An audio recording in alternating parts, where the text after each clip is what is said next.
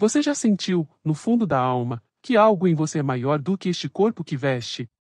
Hoje vamos explorar algo que vai além da carne e dos sentidos, viver a espiritualidade enquanto se está no corpo. Neste instante, convido você a refletir comigo. Quem é você, de fato? É aquele corpo que envelhece, adoece, sente dor? Ou é algo eterno, uma centelha divina caminhando nessa existência terrena? No vídeo original, Alberto Almeida nos confronta com essa verdade. Nós não somos meramente um conjunto de células, somos espírito vivenciando uma experiência humana. E mais, ele revela que muitos vivem um espiritualismo de fachada, que troca essência por rituais, profundidade por aparência. Se você está aqui agora, permita-se ouvir esta mensagem não como mais um versículo bonito, mas como um choque na alma que pode despertar uma força interior adormecida. Prepare-se. Vamos desnudar conceitos, romper ilusões e convidar sua essência a acordar. Fique até o fim. Comente. Compartilhe. Que essa mensagem toque sua essência e desperte algo novo. E a vida? E a vida, diga lá o que é, meu irmão. É a batida de um coração? É uma doce ilusão? E a vida? É maravilha ou é sofrimento? É alegria ou tormento? Diga lá o que é, meu irmão. Há quem fale que a vida da gente é um nada do mundo, é uma gota, é um tempo que nem dá um segundo. Há quem fale que é um mistério profundo, um sopro do Criador, numa atitude repleta de amor. Você diz que é luta e prazer. Ele diz que a vida é viver. Ela diz que melhor é morrer, pois amada não é, e o verbo é sofrer. Eu só sei que eu confio na moça, e na moça eu ponho a força da fé. Somos nós quem fazemos a vida, como der, ou puder, ou quiser. Sempre desejada. Por mais que esteja errada, ninguém quer a morte, só saúde, sorte, norte. A pergunta roda, a cabeça agita, eu fico com a resposta das crianças. É bonita, é bonita. Viver sem ter a vergonha de ser feliz. Cantar e cantar a beleza de ser um eterno aprendiz. Eu sei que a vida podia ser bem melhor, e será. Mas isso não impede que eu repita: é bonita, é bonita, é bonita.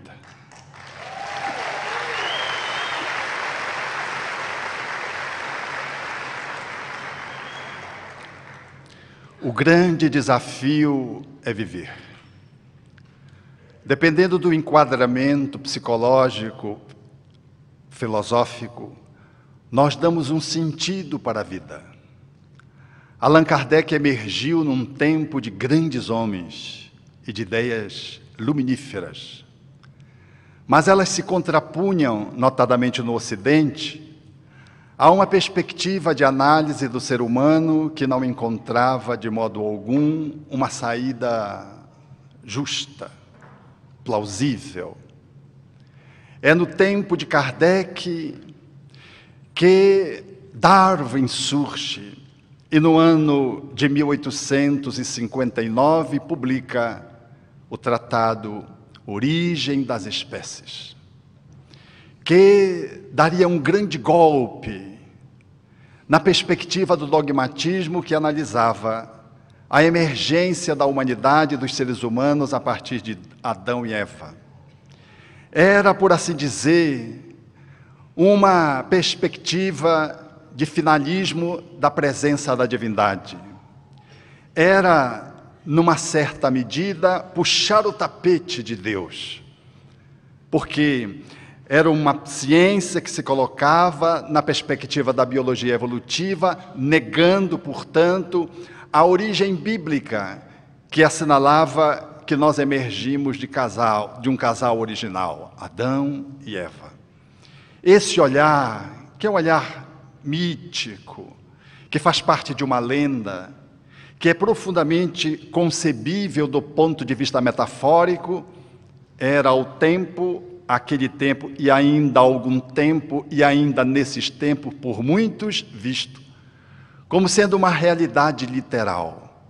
Darwin dava um sentido de ciência que sobrepujava a religiosidade e nos colocava numa perspectiva apenas de animais superiores, fazendo a análise da evolução das espécies, numa perspectiva bem apurada, meticulosa.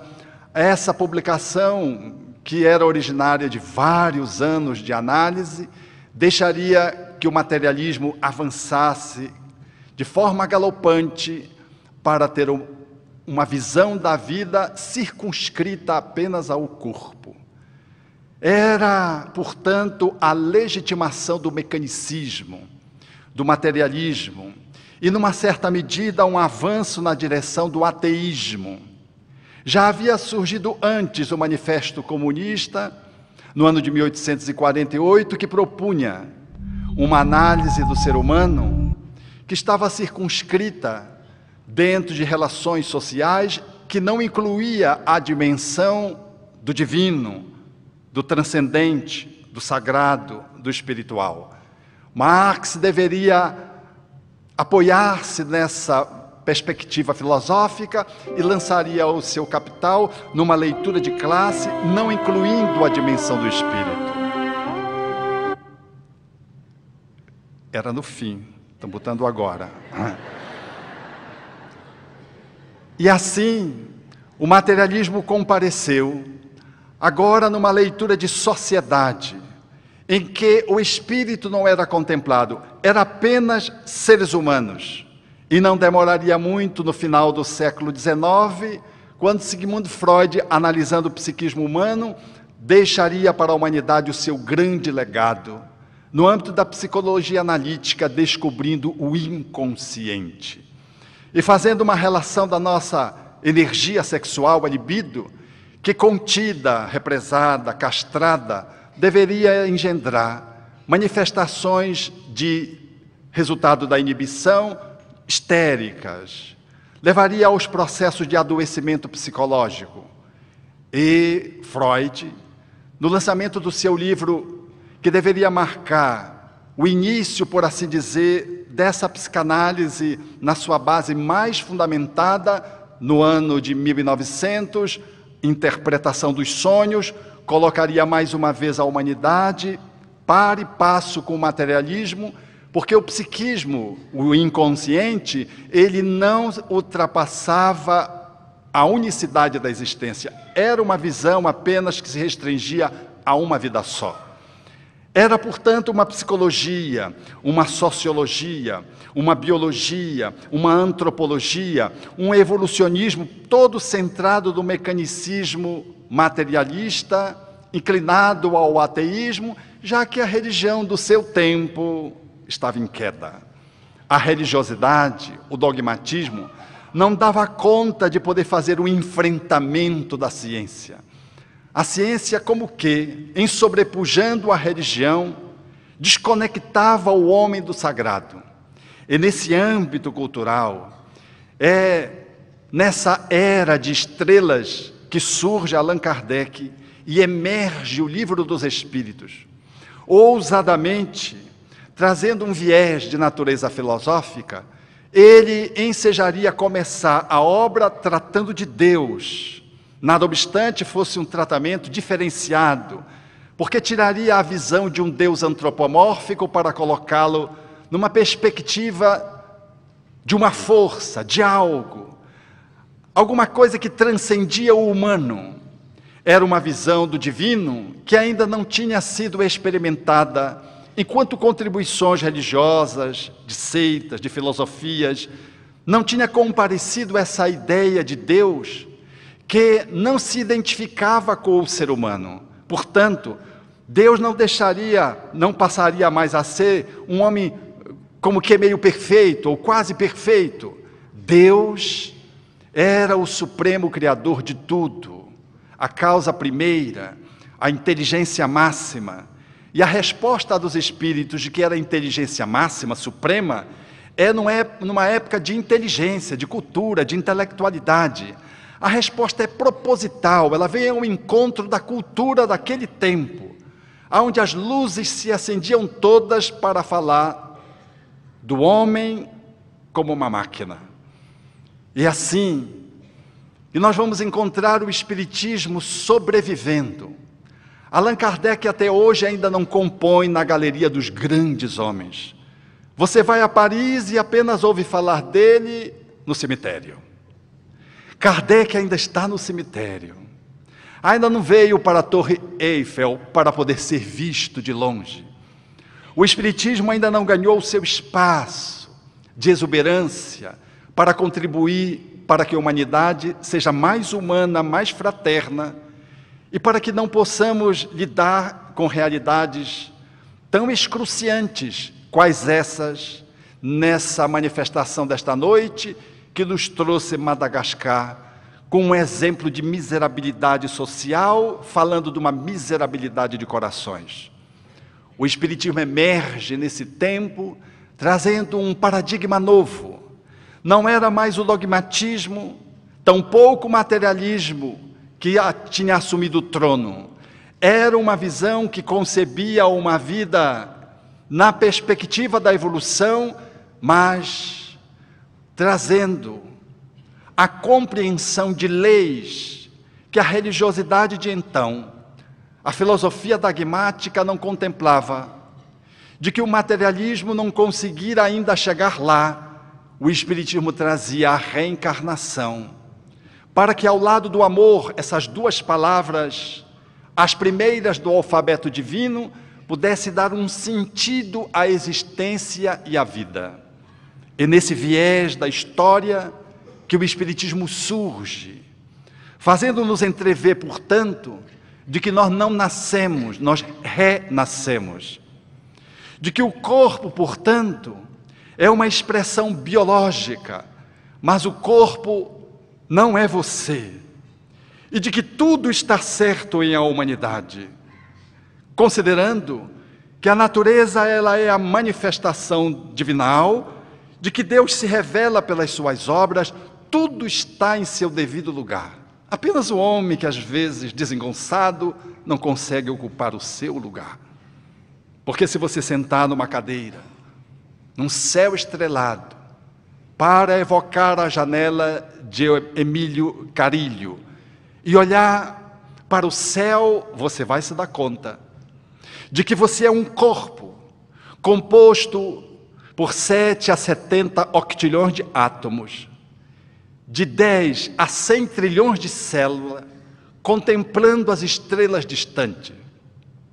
Aquilo que você contempla são alguns milhares, se não houver luz e nuvens no céu e a lua estiver descansando.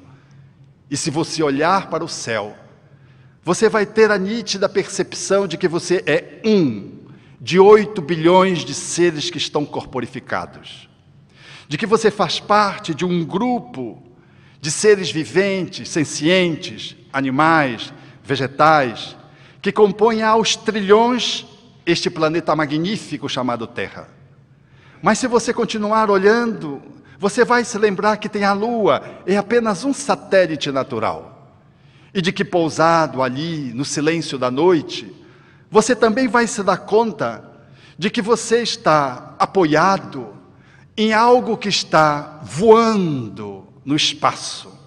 A Terra gira no seu movimento de rotação em torno do seu próprio eixo e faz uma movimentação extraordinária e nos dá o ensejo de termos dia e noite. Mas ela não só se movimenta em torno do seu próprio eixo, ela faz um ciclo em torno do Sol, e ela o faz durante um ano, 365 dias, numa precisão matemática que faz com que o ano bissexto venha para compor a harmonia da matemática cósmica. E esse voo que ela faz é de mais de 107 mil quilômetros por hora. O avião caminha, voa a 800, 900 quilômetros por hora. A Terra vai a 100.000 quilômetros por hora. E você olhando para as estrelas, vai começando a se dar conta, portanto, de que a Terra, ela é um dos planetas que se agrupam formando o nosso sistema solar, em torno de uma estrela caquética que vai envelhecendo, não tem muita grandiosidade, e que fica num cantinho de um lugar chamado Via Láctea, que é a nossa galáxia. Esse cantinho é tão pequeno, que se você pudesse colocar a expressão do nosso sistema materialmente representado, por exemplo, aqui na Terra, você deveria pegar uma moeda de 50 centavos. O contorno dessa moeda seria o contorno de Plutão, que englobaria todo o nosso sistema. E essa moeda jogada aqui sobre a nossa superfície, ela seria a expressão do lugar onde nós estamos vivendo. Moramos aí dentro. E o Sol, dentro dessa moeda, seria do tamanho de uma hemácia. E a nossa galáxia, ela teria o tamanho que englobaria a superfície do Brasil, do Equador, do Chile, da Bolívia, do Peru, da Guatemala, do México, do Canadá, do Haiti, dos Estados Unidos, enfim, de toda a América do Norte, Central e América do Sul. Essa superfície completamente posta é o tamanho da nossa Via Láctea. E nós estamos dentro de uma moeda de 50 centavos, jogado aqui nesse auditório, nesse momento, para compreendermos a nossa grandiosidade. E a nossa galáxia é uma galáxia michuruca, mas se sairmos desse pontinho onde estamos para o centro dela, nós vamos precisar da bagatela de 50.000 anos com a velocidade da luz para chegar no centro da galáxia. E se formos mais ousados e quisermos ir de uma ponta a outra da nossa Via Láctea, nós vamos precisar de 100.000 anos com a velocidade da luz para ir de um extremo a outro. Mas a nossa Via Láctea é tão pequena e ela faz uma movimentação tal como a Terra em torno do Sol. O Sol gira em torno de outros sistemas e a nossa galáxia gira em torno do seu próprio eixo. E a última vez que ela fez um ciclo sobre si mesma, fazem 250 milhões de anos. Aqui só tinha dinossauro nessa época. E essa galáxia, a nossa Via Láctea, ela faz esse movimento em torno e junto com outras galáxias. A nossa é tão pequena que não dá nem para comparar, a despeito de ter 100 bilhões de sóis. Mas ela é tão xixita, tão pequeninita, que quando ela é comparada às outras, ela perde sentido existencial. Fica quase que como uma moeda em relação à superfície que citamos do nosso sistema em relação à nossa Via Láctea. E ela é apenas uma, que se movimenta numa trajetória, numa grande dança cósmica, com outras tantas galáxias que chegam hoje, segundo os observatórios humanos, na possibilidade de captação atual, chega a bagatela de 200 bilhões de galáxias.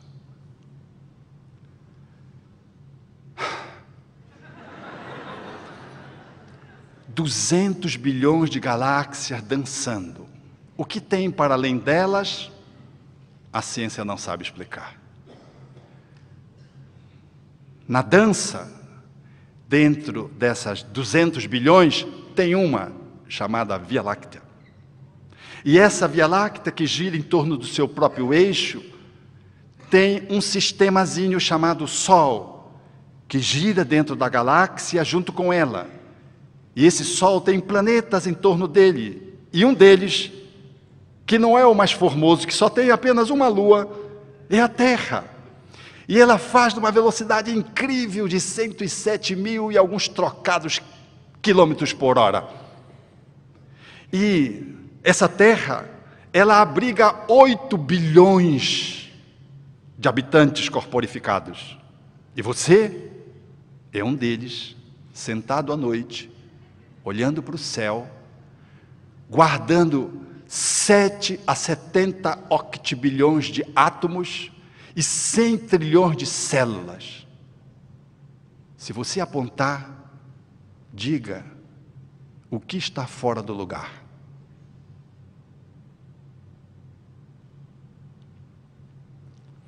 E está tudo no lugar.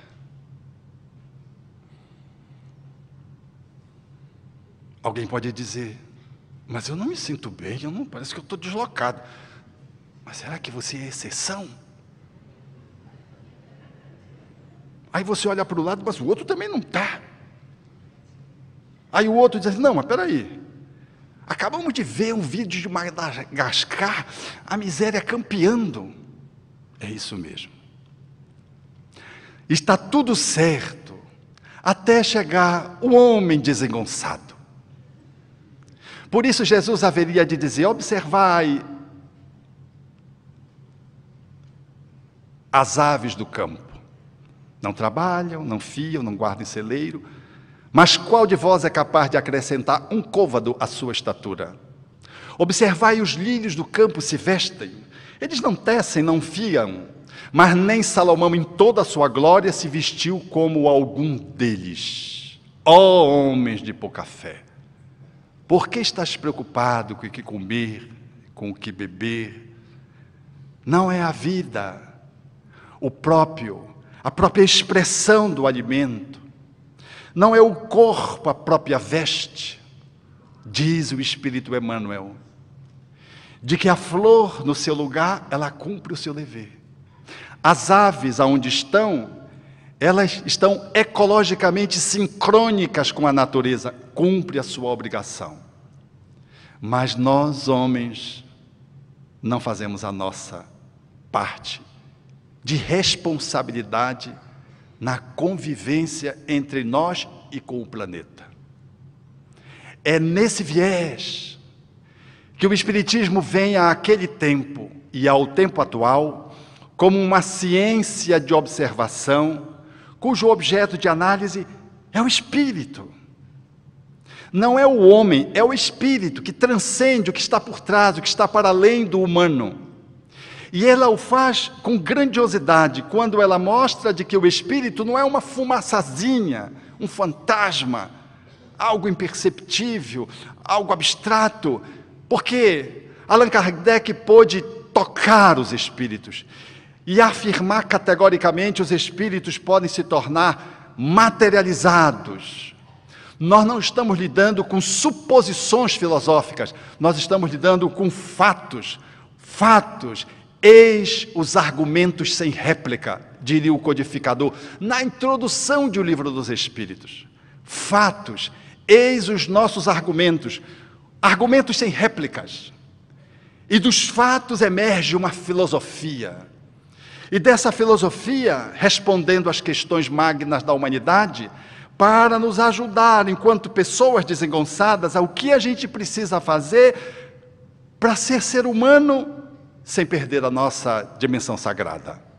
Vem essa filosofia espiritualista, necessariamente reencarnacionista, que trata das nossas questões e pode vir ao encontro dos nossos anseios, desejos, frustrações, dores, e poder propor uma perspectiva ética, capaz de colocar em ação uma moral, que não é uma moral social, não é um civismo circunstancial, que é as leis da natureza, embasando aquilo que o homem pode observar para ser homem e transcender-se.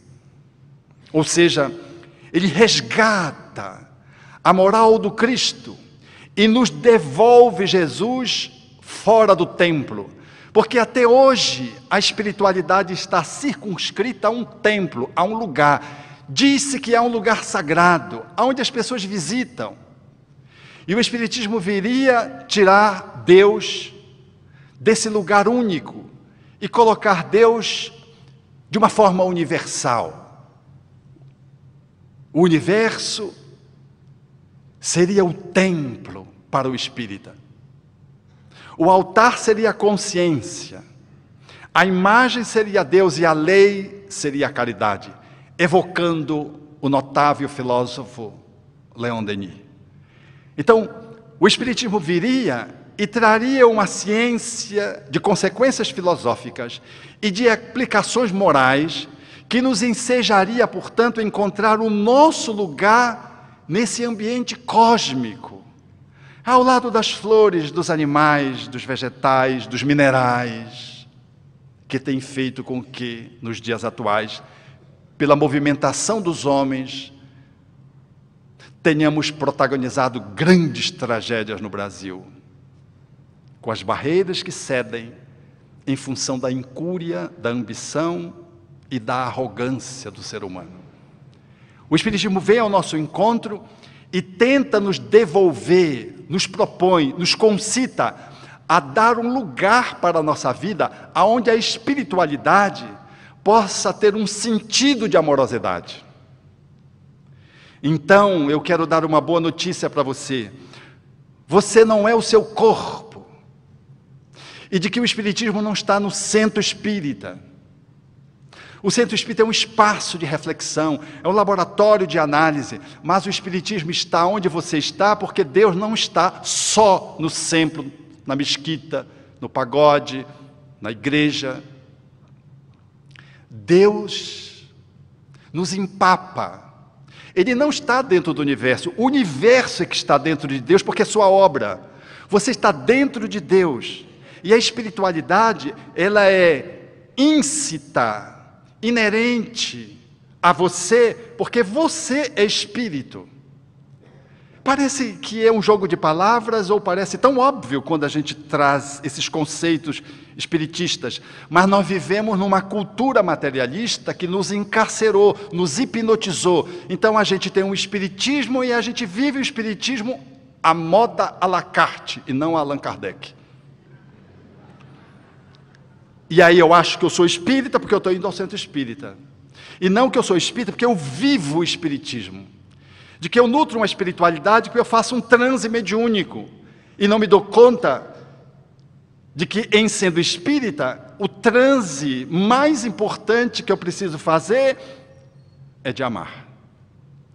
Não é de transar, de sexo, porque outro dia eu ouvi um amigo dizendo, eu e a minha esposa estávamos transando na praça. Transando como? Não, nós estávamos fazendo amor. Aí o outro companheiro disse, o quê? Disse, sim, nós estamos distribuindo sopa, estamos fazendo amor, transando, fazendo amor. Distribuindo sopa. Você pensou o quê?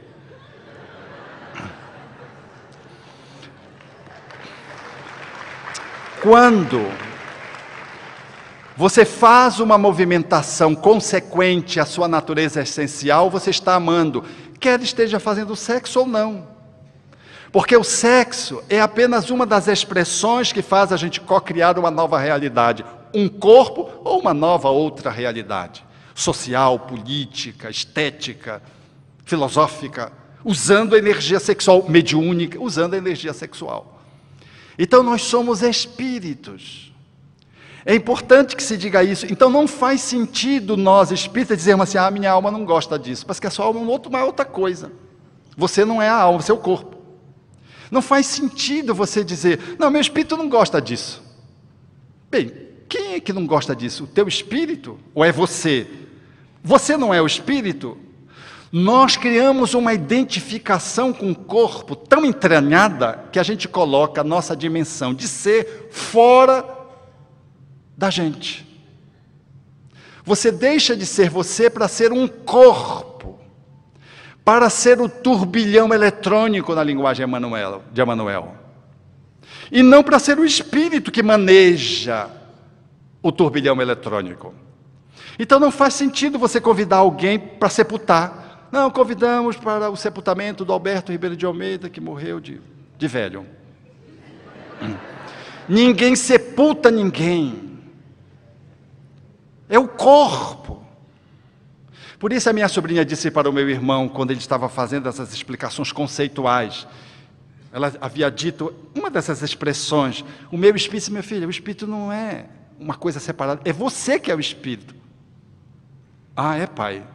Ela é pequena. As crianças dão sempre lições na gente. Então quer dizer que o meu corpo é apenas um embrulho, que embrulha o espírito? Ele disse, minha filha, é isso mesmo. E eu vi a mesma expressão numa mãe católica, cujo filho deficiente estava sendo velado, na perspectiva da cultura católica, e o sepultamento do corpo foi se estabelecer, e ela ali no cemitério disse, ali não está o meu filho, ali está o papel de presente que embrulhou meu filho. Magnífico! É a visão espírita. Nós não somos o corpo, nós somos espíritos. E viver a espiritualidade é viver do espírito para o corpo. O corpo é o seu espaço de movimentação para fazer conexão com o mundo. Então, esse olhar, ele vai mudando diametralmente o meu objetivo de vida e a minha movimentação de vida a partir desse enquadramento filosófico. Eu estou aqui no corpo, conectado com o corpo, mas eu estou conectado com a espiritualidade. Espiritualidade não é um lugar para onde eu vou. Espiritualidade não é quando eu vou morrer. Espiritualidade, você está aí, deu uma cochiladinha, às vezes deu uma desdobradinha. Onde é que você está? Não está no céu, nem no inferno. Está no mundo espiritual, o mundo primitivo. Mas a espiritualidade, o mundo espiritual, o mundo primitivo, a gente colocou num lugar, por herança atávica, de que céu é um lugar, inferno é um outro lugar, purgatório é um outro lugar. E nós nos impregnamos disso, e quando a gente vai falar de espiritualidade, a gente fala de espiritualidade apontando para cima, o céu, espiritualidade superior, inferior, e a espiritualidade parece que não tem a ver conosco. Quando André Luiz, em o livro Os Mensageiros, fala de uma atividade espiritual espírita, de uma fala, de um estudo no Rio de Janeiro, que vai se estabelecendo, e tem ali alguns encarnados, em número aproximadamente de 30 e poucas pessoas, ele diz que tinha 5 vezes o número daqueles encarnados de desencarnados participando do estudo. Era 4 vezes mais a população de encarnados. Então não existe espiritualidade em algum lugar. O mundo corpóreo, ele está interpenetrado com a espiritualidade. Ele é apenas uma faixa densa do mundo espiritual, do fluido cósmico. Então aquilo que a física hoje fala de matéria tangível relacionada à matéria periódica, que está em torno de 4 a 5%, segundo alguns astrofísicos, representa essa matéria que a gente vive em função dela, como se nós fôssemos ela.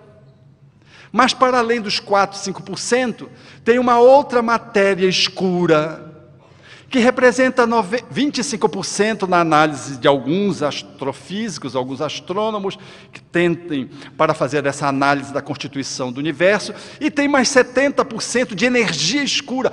É uma outra coisa que eles nem sabem onde estão, o que é, como é que funciona. Então nós, que saímos do corpo, que fazemos um transe mediúnico, que nos desdobramos, que dormimos, na palestra ou fora dela, você vai para onde, meu irmão? E quando você está aqui, e você sente o encosto, encostando em você, onde é que você está, que um espírito que está no mundo espiritual encosta em você e você começa a falar torto, o braço prende, ou você começa a não enxergar, ou enxergar coisas que não estão presentes ali. Onde é que você está? Você está num mundo também espiritual, porque são mundos que se entrelaçam. Apenas que o mundo material é um mundo denso, é uma frequência onde se densificou o fluido cósmico universal. Você é espírito, você não é os 4% que compõem o seu corpo. Esse olhar, ele faz a diferenciação, porque quando você se coloca, você passa a olhar os outros na mesma perspectiva de que somos espíritos. Não somos seres humanos, nós somos espíritos fazendo uma jornada humana. Nós não somos seres humanos fazendo uma jornada espiritual, cultivando uma religião. O espiritismo não é assim, o espiritismo não combina com isso. Espiritismo são espíritos fazendo uma jornada humana. Encarnaram para fazer o seu processo de aprendizado. E quando a gente olha desse lugar, a gente vai só olhando para as contribuições da ciência e vai fazendo uma interlocução grandiosa. Porque Darwin tinha razão na perspectiva da evolução das espécies. A biologia evolutiva é um fato. E ela só pode ser explicada, os elos perdidos, se nós colocarmos o espírito como o processo evolutivo de dentro para fora vai se estabelecendo na diferenciação das espécies, configurando, por último, a condição humana. Nós emergimos e não temos por que nos envergonhar, porque nós somos a elaboração daquilo que se fez conosco ao longo de todos os outros reinos da natureza. Esse olhar, ele nos empodera de uma responsabilidade muito grande, porque somos espíritos habitando um corpo e temos um inconsciente que não é só desde o momento que nós nascemos ou quando fomos concebidos. Nós temos um inconsciente profundo que fala das nossas múltiplas existências, fala das nossas múltiplas vidas nessa vida e nas nossas experiências pré-hominais, porque está tudo dentro da gente. Porque ao lado dos átomos que compõem o meu corpo, os mais de 12 hormônios que nos compõem falam da nossa evolução, a nossa conquista do reino vegetal. O instinto de conservação, de agressão, de fuga, o instinto que nos enseja ao medo, ou então a prospecção para o outro, para matá-lo, fala também do nosso instinto de reprodução, de conservação e de destruição, que nós aprendemos lá nos animais que estão presentes no automatismo do animal. Ele também está presente dentro de nós, mas nós temos também a racionalidade posta, a capacidade de decidir, optar, escolher. E nós temos mais do que isso, nós temos a consequência delas, fazendo-nos entrever o senso de responsabilidade, o senso moral. Então nós somos um ser de uma complexidade imensa. O nosso inconsciente não está reduzido a uma herança genética dos nossos pais, como se fôssemos um corpo e o nosso consciente fosse só essa vida. Outro dia eu vi, cuidando de um paciente, ele traz uma anomalia genética, uma síndrome, na qual o cromossoma Y configura ao lado de 2 cromossomas X, o que caracterizaria de que ele deveria apresentar uma feminilização importante pela presença dos cromossomas X. Mas ele é homem, mas tão homem, tão viril, que assusta. Não tem um fenótipo, a expressão física que pudesse remeter à síndrome, deixando o geneticista muito intrigado. E quando você vai ver a sexualidade dele, ele parece um homem que pula cerca. Porque ele é demais. Ele diz, eu tenho uma necessidade de sexo, uma vontade de ter sexo, uma coisa, e ele não deveria ter tanto, porque os cromossomos dele apontariam mais numa direção de menos testosterona. Mas os hormônios dele dizem tudo contra a genética.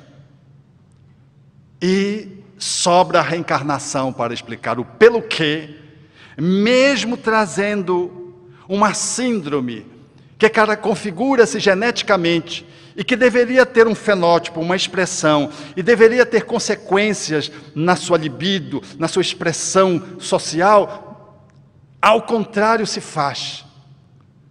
Só a reencarnação pode explicar.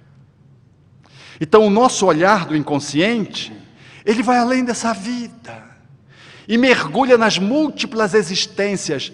Sem a reencarnação é impossível explicar o homem. Foi por isso que Jesus disse a um doutor da lei, é necessário nascer de novo, do corpo e do espírito.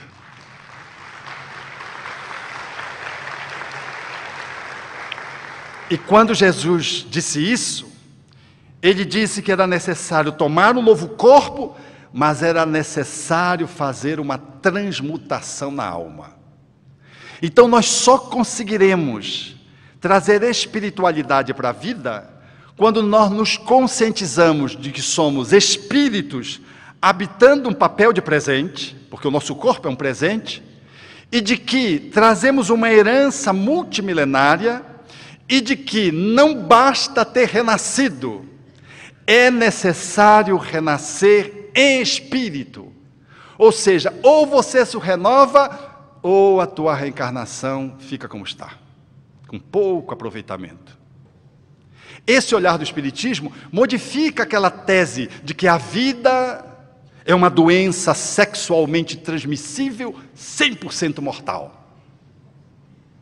Por uma outra perspectiva de análise, que substitui essa materialista, para a gente poder dizer, a vida é um aprendizado, amorosamente transmissível, 100% imortal.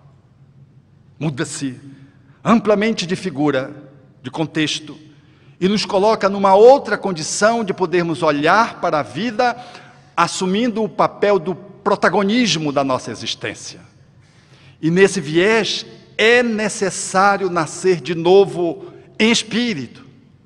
Se você ficar na hipnose do mundo material, vivendo como todo mundo vive, a despeito de se dizer religioso e espiritualista, você é apenas o espiritualista materialista, ou vive o espiritualismo à moda materialista.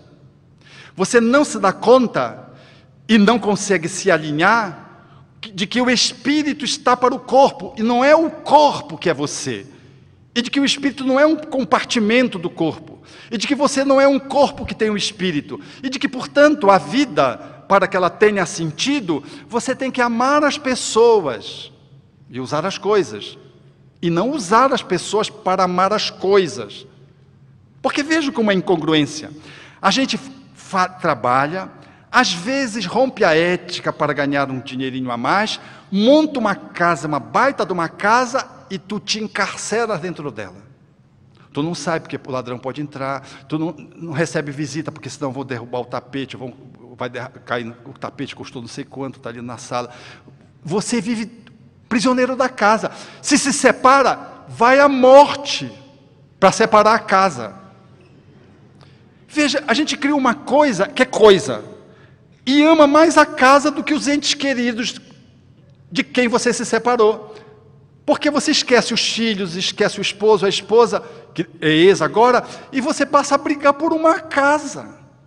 Porque ele é o depositário de toda a tua fortuna, todo o teu esforço. Mas quem mandou tu botar todo o teu esforço num negócio? Numa coisa? É que nós amamos as coisas e usamos as pessoas, muitas vezes. Outras vezes nós abusamos das coisas e descartamos as pessoas. Então os filhos padecem quando os pais se separam, por exemplo, porque a casa é o motivo de briga. Não sai daqui, não sai daqui, você sai, você não sai. Matam-se pela casa. Vejam que está trocado a nossa relação com a matéria.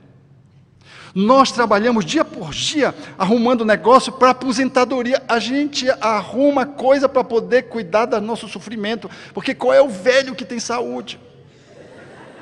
Não tem. Depois de 60 anos, você levanta. Se você não sentir dor, você está desencarnado. Está desencarnado. Faça a sua oração, agradeça. Está fora do corpo. Olhe onde é que está seu corpo, porque ele está em algum lugar. Mas a gente arruma para ter uma aposentadoria poupuda e passa uma vida trabalhando demasiadamente, às vezes subvertendo a ética, passando por cima de pessoas, explorando pessoas para aumentar o seu rendimento, num capitalismo selvagem, e você vai para amontoar bens, que vai ser a tragédia dos filhos, porque quando você tiver para morrer, eles já estão empurrando você para se apropriarem do patrimônio que você ensinou para eles, que o patrimônio, se não ensinou o verdadeiro patrimônio. que é onde a traça não chega, o ladrão não rouba, a ferrugem não dá. Você não ensinou, você esqueceu disso. Puxa, mas você é espírita, você leu essa passagem quantas vezes? Então nós precisamos fazer uma parada revolucionária na nossa vida espiritista. Nós estamos vivendo efetivamente como espíritas, trazendo a nossa concepção de espiritualidade para a vida, para vivê-la amorosamente, ou nós estamos prisioneiros do materialismo com o nome de espiritualismo? Nós haveremos de lamentar logo após sair do corpo, pelo tempo empregado tão intensamente em coisas e não nas almas, na sua alma e na alma dos seus filhos. Disse-me uma amiga, discutindo num sindicato com uma outra companheira de trabalho, que era fiscal da fazenda. E a fiscal disse, tudo bem, dizendo para ela, que é uma pessoa muito ética, que você não tire a tua parte é a propina, que tu não tire a tua parte para ti, tudo bem, mas tu não pensa nos teus filhos? Aí a minha amiga espírita disse, eu penso, e o patrimônio dos meus filhos eu estou dando, é educação e ética. Educação e ética.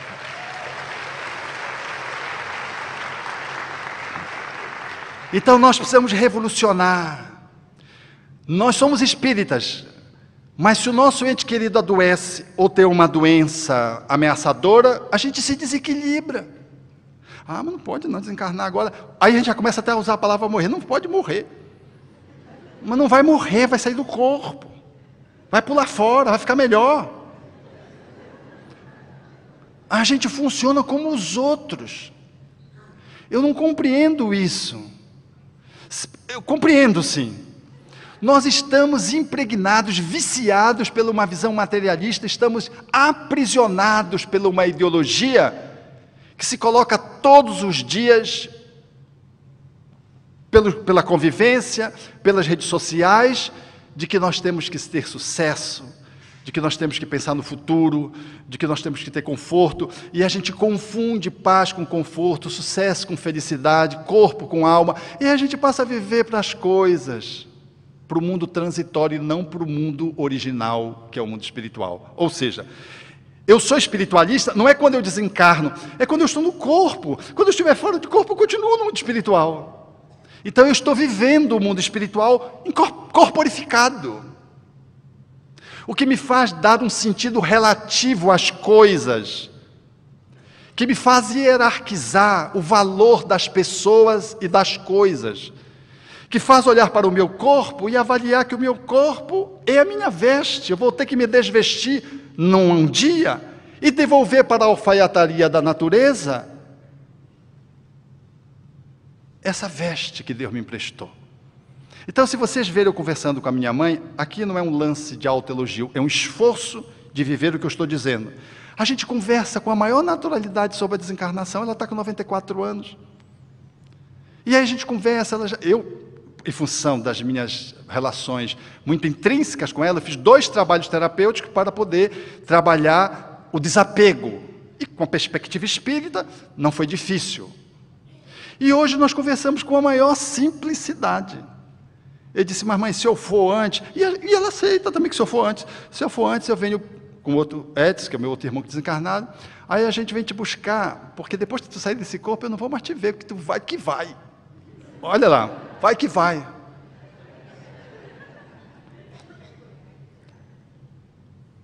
E eu disse para ela, eu vou viajar muito, eu vou sair muito do país agora. E ela disse, e se eu desencarnar? Eu digo, você vai me ajudar. E ajudar como? Eu digo, só a tua presença lá já enche a minha bola. Porque a energia que você tem, energia de mãe, eu vou ficar mamãezado melhor. E nós começamos a rir. Nós tratamos a morte, a doença, com uma naturalidade imensa.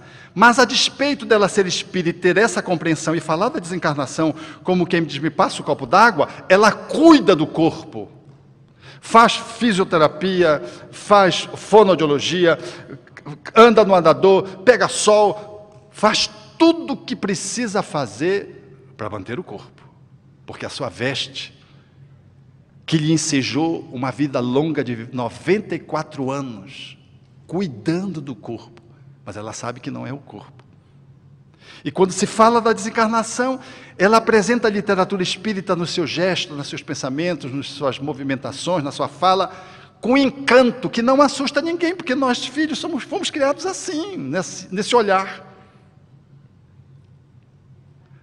Então, eu queria convidar que nesta noite a gente não conseguisse dormir, uma boa insônia, pensando se a gente está renascendo em espírito. Se a gente não precisa fazer uma mudança, talvez, mais expressiva, mais radical. Eu não estou dizendo para você chegar na sua casa e dar a casa, dar o carro, porque isso é loucura. Se você quiser dar, você me dá, que eu levo para o Jardim das Oliveiras, dou uma parte para a Fraternidade Sem Fronteira e a gente fica tudo na boa. Não é a negação das coisas, você é um administrador do corpo das coisas. É você não ser possuído por elas. É você não se identificar com o corpo a tal ponto de você achar que você vai morrer. Você não vai morrer. Você vai se libertar do corpo. Porque aos poucos você já foi morrendo, você começa a não enxergar direito, começa a apertar o olho, já não ouve direito, pede para repetir, os cabelos vão ficando brancos, mesmo que você pinte, passe shampoo e tudo mais, mesmo que você põe em botox, estique, o coração já vai batendo meio assim, e você já não respira do mesmo jeito, e as dobradiças, e aí quando você vai, você começa a ter saudade do povo, tudo que já foi, aí você... Quando você sai, você não quer voltar. E às vezes ainda não acabou. Diz, não, tem que voltar ainda, falta ainda. Volta. É aqueles velhinhos que estão para morrer, não morre, volta. Porque ainda tem que perdoar, tem que ajudar um neto, não sei o que, um filho, que precisa dar uma checada final, um arremate final. Mas a pessoa não quer voltar. Os fenômenos de quase morte, aqueles que saem do corpo, a maioria não quer voltar para o corpo. Aí os espíritos volta, e ele volta. Ele volta, depois ele desencarna. Então nós poderemos, a partir de hoje, entender mais do que renascer de corpo, para encontrar o reino dos céus, para sincronizar com a espiritualidade superior. Você precisa renascer nesta vida em espírito, ser um eterno vir a transcender-se, fazendo pequenas modificações na tua estrutura comportamental. Vai soltando as coisas. Amanhã você não precisa dar a casa e o carro, mas pegue assim as suas roupas, escolha a que você mais goste e dê. Vai doer, mas é melhor dar assim do que você desencarnado querer vestir a roupa.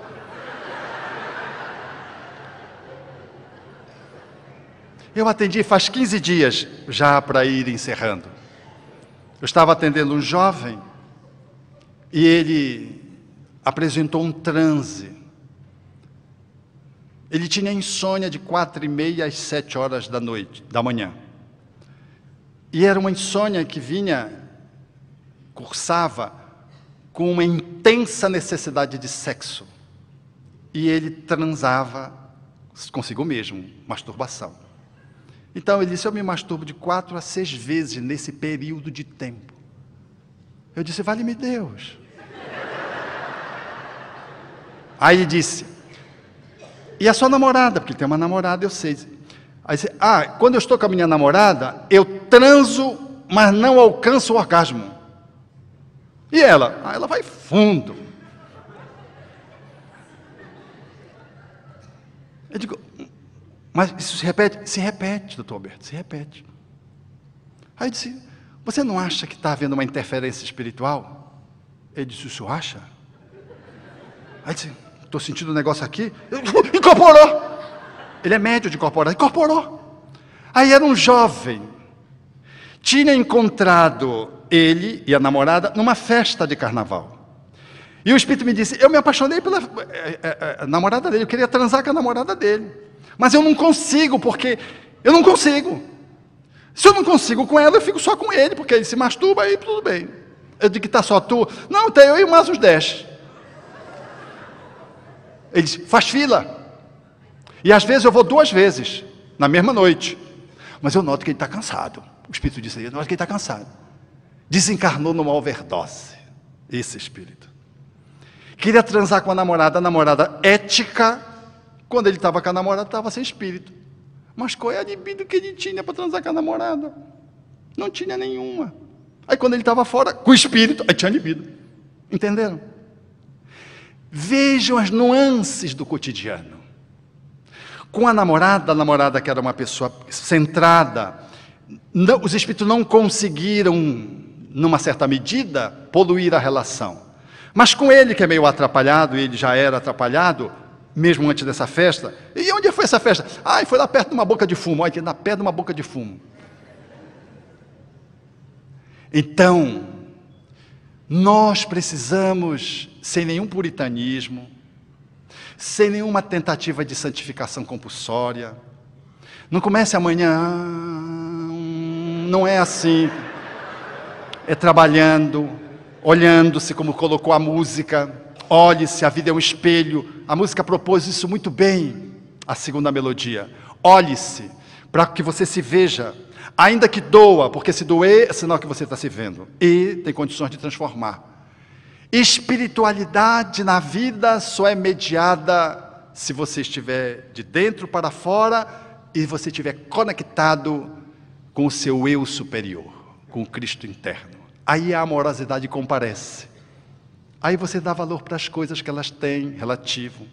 Você vai experimentando o desapego, vai estabelecendo relações amorosas sem aprisionar ninguém, vai valorizando cada afeto, cada encontro, cada pessoa que você conhece ou que passa por você numa dada circunstância.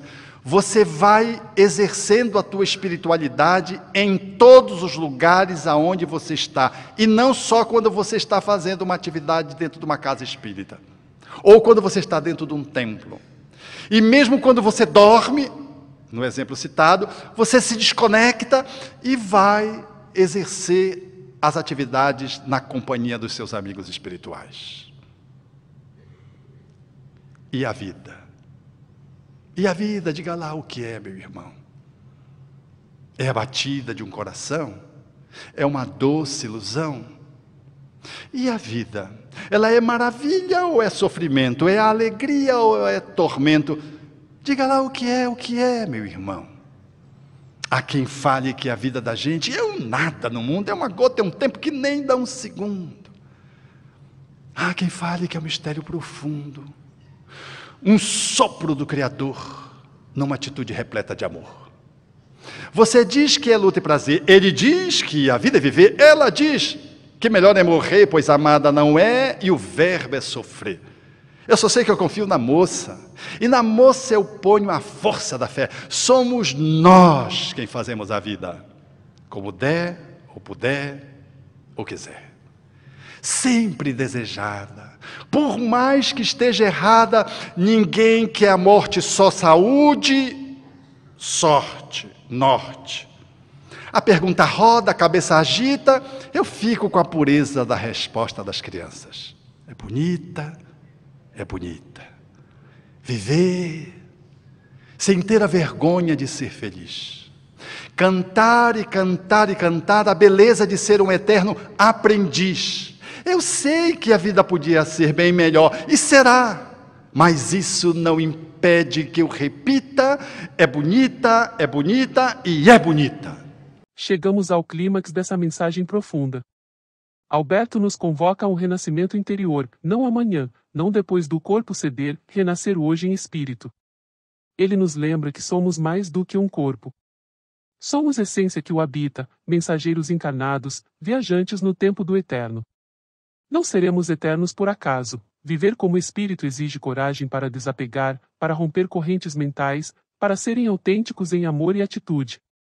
Não é sobre negar o corpo, é escolher que o corpo sirva ao espírito, não dominar nossa existência. É abandonar o espiritualismo de superfície e permitir que a fé se traduza em ação, compaixão, coerência, na casa, no trabalho, nas relações. E lembra, quem ama não aprisiona, quem é espírito, transforma o mundo mesmo nos gestos mais discretos. Se algo desse vídeo falou ao seu íntimo, compartilhe, desperte quem também precisa lembrar dessa voz interior. Deixe nos comentários, qual parte dessa mensagem te feriu de dentro para fora. Se inscreva, ative o sininho, e venha caminhar com a gente nessa jornada de espírito despertado. Que a luz divina te inspire, te fortaleça e te guie sempre.